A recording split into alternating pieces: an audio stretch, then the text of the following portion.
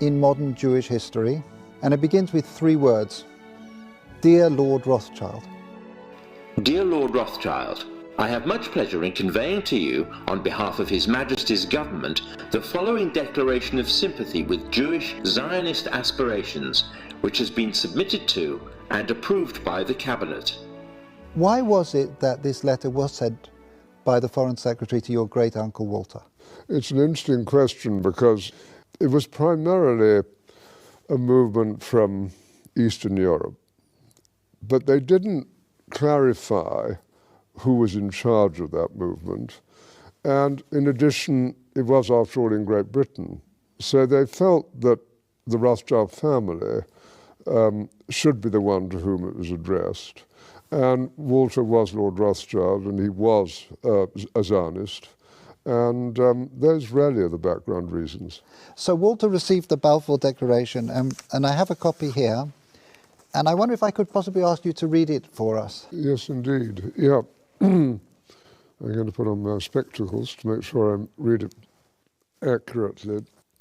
His Majesty's government view with favour the establishment of Palestine as a national home for the Jewish people, and will use their best endeavours to facilitate the achievement of this object, it being clearly understood that nothing shall be done which may prejudice the civil and religious rights of existing non-Jewish communities in Palestine, or the rights and political status enjoyed by Jews in any other country.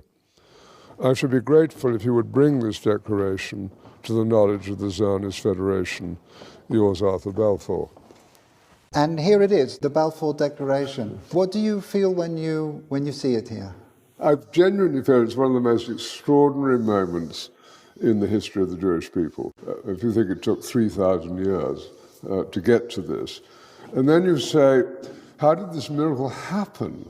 It's the most incredible piece of opportunism. I mean, if you think you had an impoverished would-be scientist, Chaim Weizmann, who somehow gets to England, meets a few people, including members of my family, seduces them. He has such great charm and conviction.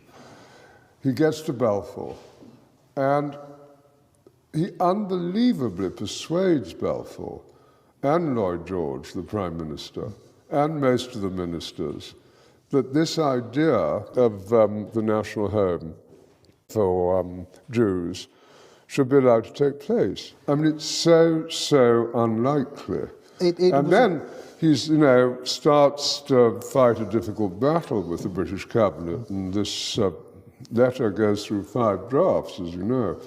And in the end, it comes out as a rather compromising letter. I mean, the essential point is there for the Jewish community to fasten on to. You have the first bit, which promises a national home rather than the national home, and then you have the bit that nothing that's to be done should in any way harm the Arab community. But you come back to the big point, which is that this is perhaps the greatest event in Jewish life for thousands of years. And it's a miracle. In modern